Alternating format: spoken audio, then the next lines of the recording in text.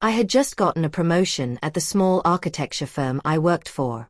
I was bursting with excitement, and I wanted to share the good news with my dad, Peter, and his girlfriend, Ashley. We were sitting at a fancy restaurant, a place he loved, and I thought this would be the perfect setting. I'd even rehearsed what I would say. But before I could get a single word out, my dad cleared his throat, a sound that always meant something big was coming. He announced that he was going to take Ashley on a vacation, a trip that he said would be the most romantic thing he had ever done. Ashley smiled a sickly sweet smile, her eyes glittering. Then he turned to me and said he needed money to make it happen, looking at me with an expectation I couldn't believe. I sat there, stunned. All the happiness from my promotion drained out of me like water from a sink. My stomach twisted into a knot as I tried to process his words. He was asking me, the daughter who was still paying off student loans, to fund his lavish trip with a woman who had only been in his life for a year. I looked at him, then at Ashley, and finally, my voice came out, firm and clear. I told him I couldn't do it. I explained my student debt and my need to save for my future, but he didn't listen. His face turned a deep shade of red, and he slammed his hand on the table. He said I was selfish and ungrateful, and then, in a voice loud enough for the entire restaurant to hear, he told me I was disowned. He stood up, grabbed Ashley's hand, and stormed out, leaving me alone at the table, surrounded by the whispers of strangers. 4 days after that horrible night, my phone stayed silent. I would look at it every morning, hoping to see a text or a call from my dad, but there was nothing. My texts to him went unanswered, and my calls went straight to voicemail. The silence was deafening, a constant reminder of his words. It felt like a part of me had been ripped away. I knew my dad was stubborn, but I never thought he would be this cruel. The feeling of betrayal was a heavy weight on my shoulders. I replayed the scene at the restaurant over and over in my head, trying to find a different outcome, a moment where I could have said something to change his mind, but I knew in my heart that there wasn't one. The whole thing felt so wrong. My mother, who was divorced from my dad, was a huge support during this time. We would talk for hours on the phone, and she would remind me of my dad's impulsive nature and his history of making rash decisions. She told me I had to stand my ground and not give in. It was a difficult conversation, but it helped me feel a little better. She had seen this side of him before, and her support was a huge comfort. I decided that no matter how much it hurt, I had to stay firm in my decision. I wasn't just standing up for myself. I was standing up for my future. It was a tough lesson to learn, but I knew it was the right one. The emotional pain was still there, but a new feeling had started to emerge, a fierce resolve. A few weeks went by, and just when I thought things couldn't get worse, they did. I was scrolling through my social media feed, trying to distract myself from the heavy silence from my dad, when I saw a post from Ashley. It wasn't a direct attack, but it was just as hurtful. The caption talked about entitled children who didn't want to see others happy, and how some people just didn't get what true love was. She didn't tag me, but the message was clear as day. My face flushed with anger. This wasn't enough for her. She had to humiliate me in public, too. She was so smug, so passive-aggressive, and it made my blood boil. It felt like she was trying to prove a point to the world, to anyone who might be wondering about our family drama. She was painting me as the villain, the bad guy who had ruined their perfect plan. The comments on her post were full of people agreeing with her, saying things like, "Some people are so selfish," and "Your happiness is all that matters." It was like they were all ganging up on me, and I hadn't even done anything wrong. I felt my anger turn into a burning resolve. This wasn't just about money anymore. This was about justice. I knew I had to do something, but I wasn't sure what. I didn't want to stoop to her level and start a public fight, so I had to be smart. I had to find a way to fight back without getting my hands dirty. I saved a screenshot of her post, a small piece of evidence in a growing pile of hurt. This social media spat was the turning point for me. It transformed my sadness into a need for vindication. The anger from Ashley's social media post stayed with me for days. I was going through my old laptop, trying to find some files for a project, when I found a folder I had forgotten about. It was a hidden folder with screenshots and documents from my mother's legal battles with my father during their divorce years ago. I remember my mom talking about how my father used to hide assets and make impulsive decisions, but I was so young at the time that I didn't fully understand it. Now, as an adult, I started to read through the documents. They were full of legal jargon and financial details I didn't quite grasp, but I could tell that my father had been difficult to deal with. He had tried to hide money and had made some very strange business deals that had caused my mother a lot of trouble. I sat there for hours, clicking through the files, a strange mix of emotions swirling inside me. It was like I was seeing my father as a stranger for the first time. I always thought he was a good man, but these documents painted a different picture. I felt a chill run down my spine as I read about his reckless spending. It was then that I found a key document, something that would change everything. It was a complex trust, buried deep in the files. I felt my heart skip a beat as I read it. The document mentioned the dream house, the one he had always promised me, and stated that it had been placed in an irreversible trust fund years ago.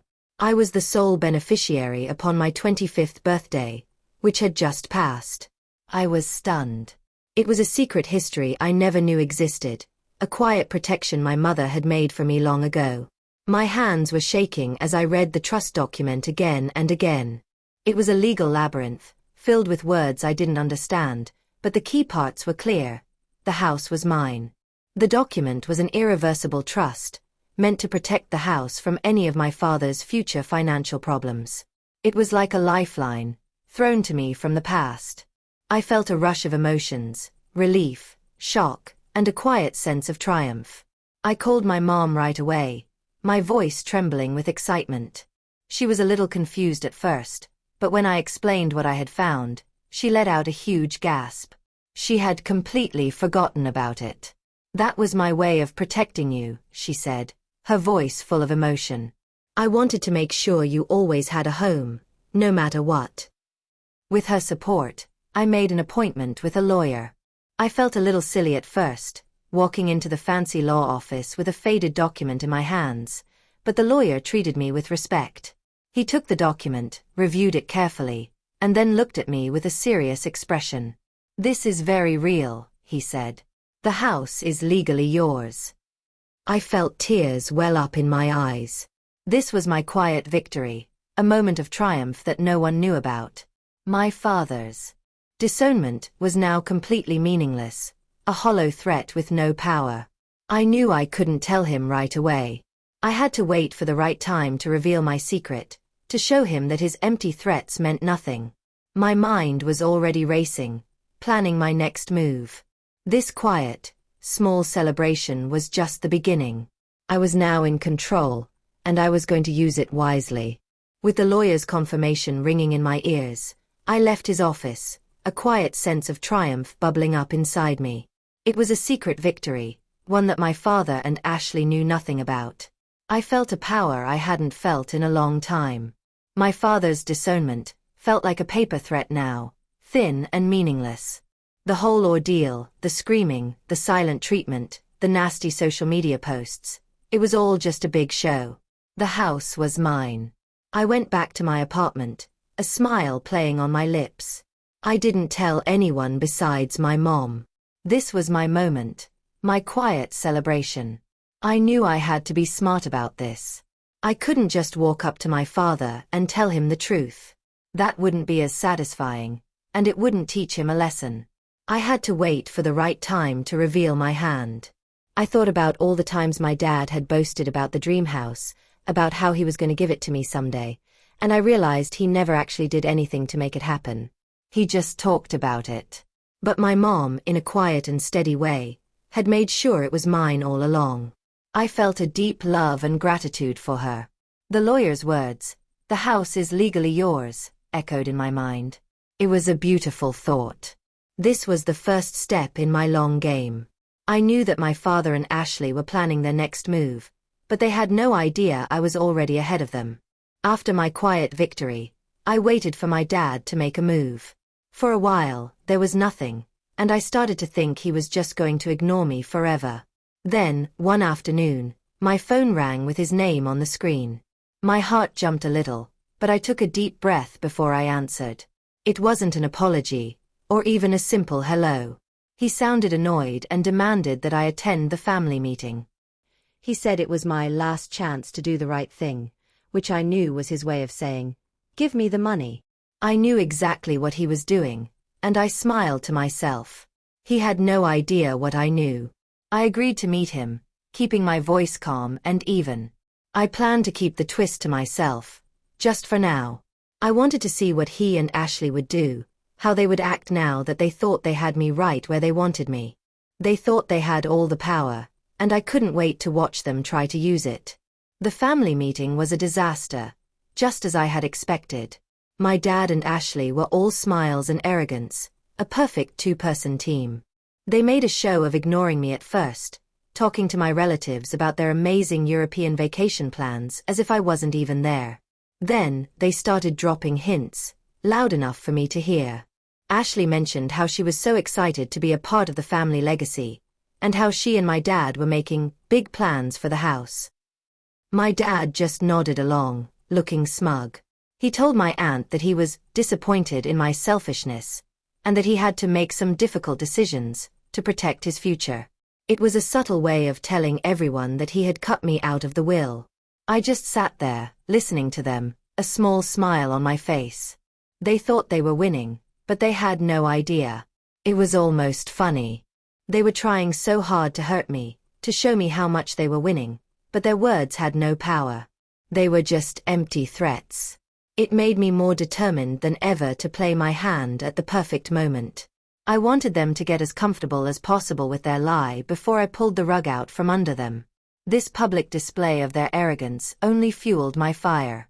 They had no idea they were just digging their own grave, and I was going to let them keep digging until they were too deep to get out.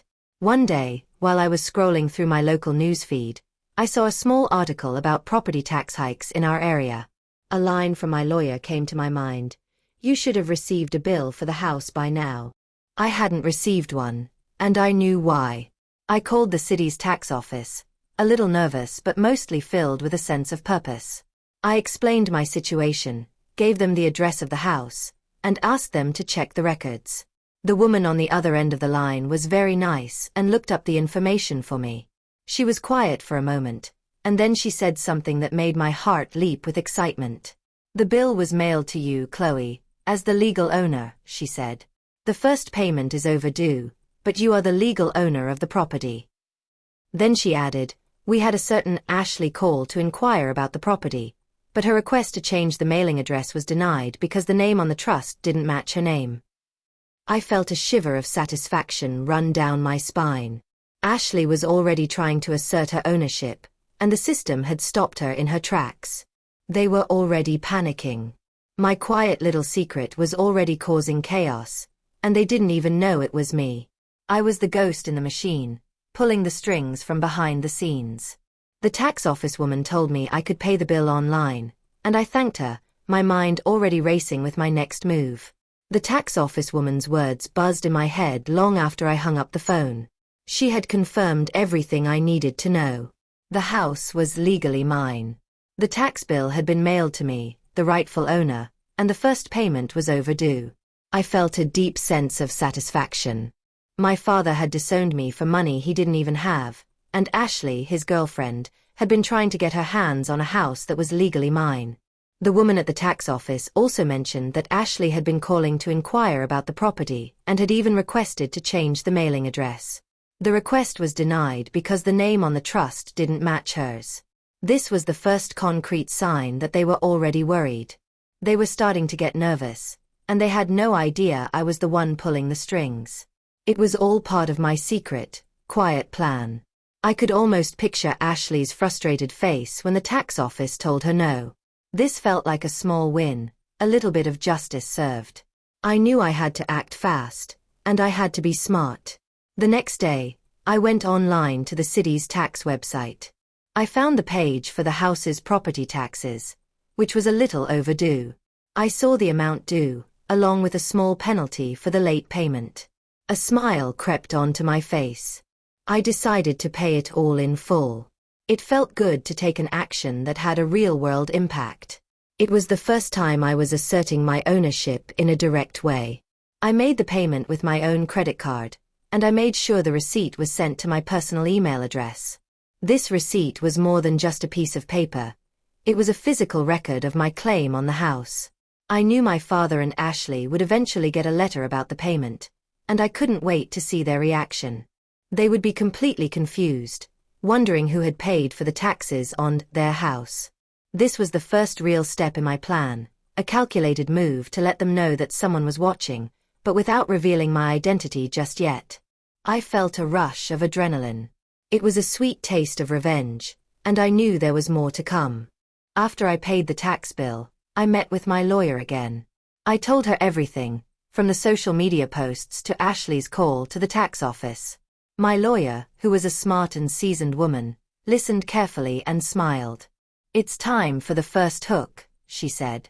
She advised me to send a certified letter to my father about an urgent matter regarding the house's ownership. The letter would be vague, giving them just enough information to make them nervous but not enough to reveal my hand. It would be a legal notice, so they would have to take it seriously. I liked this idea. It was a way to create tension without saying a single word. It was a way to make them feel the pressure I had been feeling. The letter would be a small ploy, the first step in a slow burn that would lead to their downfall. I felt a sense of excitement and fear. This was getting very real, and I knew that once I started, there was no turning back. I signed the documents, and my lawyer promised to send the letter out the next day. The game had officially begun. The day after the certified letter was sent, my phone rang with a panicked call from my father. His voice was a strange mix of anger and fear. He started yelling at me, demanding to know what I was doing and why I was causing trouble. Ashley was in the background, her voice just as frantic. They assumed I was trying to contest the will, a document that I already knew was powerless. They thought I was trying to fight them in a public, messy legal battle.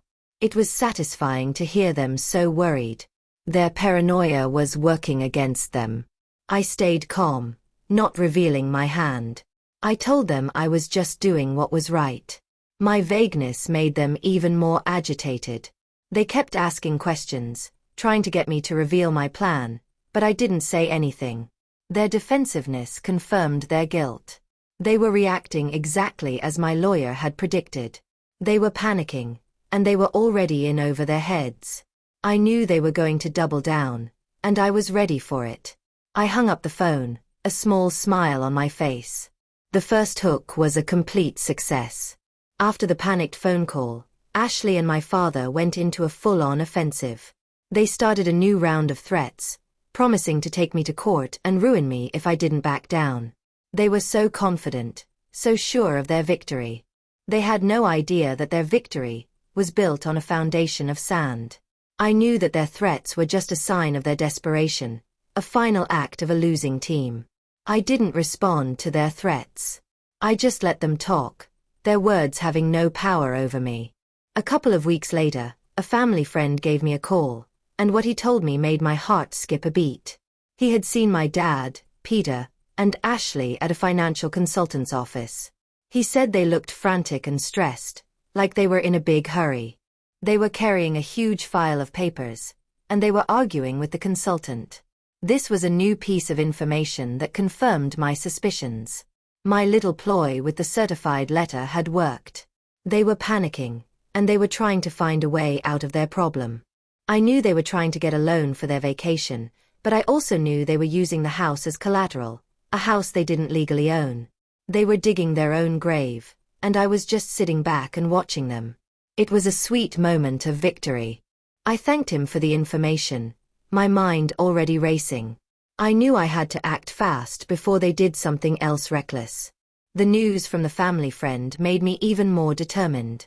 I decided to get an official report on their financial moves. My lawyer hired a private investigator to look into Peter's and Ashley's finances. The investigator's report was even better than I had hoped. The investigator found that Ashley had a long history of targeting wealthy men. She would get into a relationship, convince them to give her money, and then leave as soon as they ran out. She had a list of past relationships that all ended the same way. The report also confirmed my biggest fear. Ashley had convinced my father to take out a massive new mortgage, using the dream house as collateral. The money from the mortgage was supposed to fund their vacation. The investigator had also found that Ashley had been making large withdrawals from my dad's bank account, and the money was going straight to her personal account. My heart sank. She wasn't just a gold digger, she was a thief. She was stealing from my dad, and he was too blind to see it. I felt a mix of anger and sadness. She was destroying his life, and he was just letting her. With the private investigator's findings in hand, my lawyer decided it was time to make a big move. She sent an official letter, a legal demand for Peter and Ashley to get out of the house right away. The letter clearly stated that the house belonged to me because of the trust fund. It also mentioned that since the house was in my name, the mortgage they had taken out was null and void. The bank that had loaned them the money was now threatening to sue my dad for fraud. This was the moment I had been waiting for. The big reveal. The letter was a legal slap in the face. It was the moment they found out that all their plans, their boasting, and their lies were for nothing. I knew they would be furious, but I didn't care. They had disowned me, humiliated me, and tried to steal my inheritance. It was time for them to pay the price. The moment they received the legal demand, Peter and Ashley showed up at my apartment in a blind rage. They were screaming and demanding to know why I had done this. My dad's face was a mask of fury. Ashley looked like she was about to explode. They were both red-faced and yelling, trying to make me feel guilty. I just stood there, calm and quiet, watching them. They were so used to being in control that they didn't know how to handle it when someone else was. They kept asking why I didn't tell them about the trust fund. I just looked at them and calmly said, I didn't want to get involved with your financial schemes. My words were like a cold bucket of water on a hot fire. The tables had turned, and they were the ones who were helpless. After their angry visit, I didn't hear from Peter or Ashley for a while. Then, I found out what happened next from a mutual family friend. The bank had sent a notice to my father, saying that the mortgage was null and void. They were threatening to sue him for fraud. The bank had already put a lien on the house to ensure that they would get their money back. Ashley, who had been so arrogant and smug, publicly blamed Peter for the whole thing. She said he had lied to her and had tricked her into getting into a legal mess. She had a massive fight with my dad in front of some family members, and their relationship finally ended. Ashley, seeing her plan crumble, packed her things and abandoned him. The vacation was cancelled, and the loan was called in. My father was left alone and with a huge debt. He had lost his girlfriend, his pride, and he was on the verge of losing the house. I felt a sense of poetic justice. He had disowned me, and now he was the one who was left alone, with nothing to his name. The karma was so sweet. He had a lot to think about, and I wasn't going to be there to pick up the pieces. With the legal paperwork complete, I took possession of my new house. I went to the front door, put the key in the lock, and stepped inside. It felt surreal. This wasn't just a house. It was a symbol of my victory. I walked through the rooms, the ones Ashley had renovated with my father's money, and I felt a deep sense of satisfaction. Every new piece of furniture, every new coat of paint, was a reminder of their arrogance and my secret plan. I knew my father, Peter, had been forced to move into a tiny apartment, a place that was a far cry from the house he had always promised me. Ashley, seeing her plan crumble, had abandoned him, leaving him with nothing but a huge debt. The tables had turned completely. He had disowned me for a woman who ended up leaving him, and now he was the one who was all alone. A few days later, my phone rang. The screen showed my dad's name. My heart started to beat faster, but I answered, a little nervous. His voice was different this time. It wasn't full of anger or arrogance. It was humbled and quiet. He asked for a place to stay, for just a few weeks until he could get back on his feet. He said he was sorry for everything, but I knew his apology was born out of desperation. He had nowhere to go, and he thought he could just come back to the house he no longer owned. I felt a wave of emotions. The hurt was still there, the memory of his harsh words still fresh in my mind. He had disowned me, humiliated me, and now he was begging for my help. It was the final poetic justice, a moment of triumph. I calmly and quietly refused. I told him I couldn't help him, and that he had made his choices. I knew it was a harsh thing to do, but I had to stand my ground. A few days later, a neighbor who had seen my father's public humiliation called me. She told me that she thought he had learned his lesson.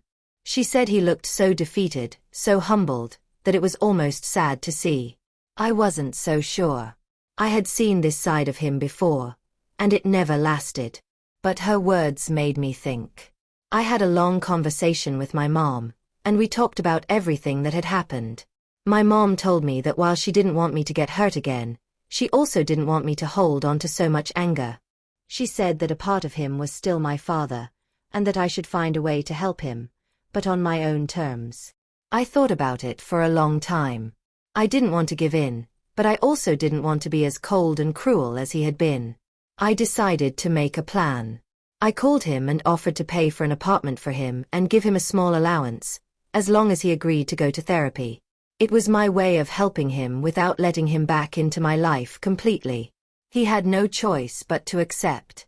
Now, I am sitting in my newly owned dream house, a deep sense of satisfaction washing over me. I didn't seek revenge out of spite, but to protect what was mine and to teach a valuable lesson. It was a long road, filled with hurt and betrayal, but in the end, I won. I had the house, the peace of mind, and a sense of justice served. My father, in his small apartment, was beginning to mend our relationship, truly humbled this time. I knew it would be a long process, but it was a step in the right direction. He had learned his lesson the hard way, and I had learned to stand up for myself. I looked out at the sunset, a new beginning in front of me. This house was my home, and it was a reminder that you should always fight for what is right.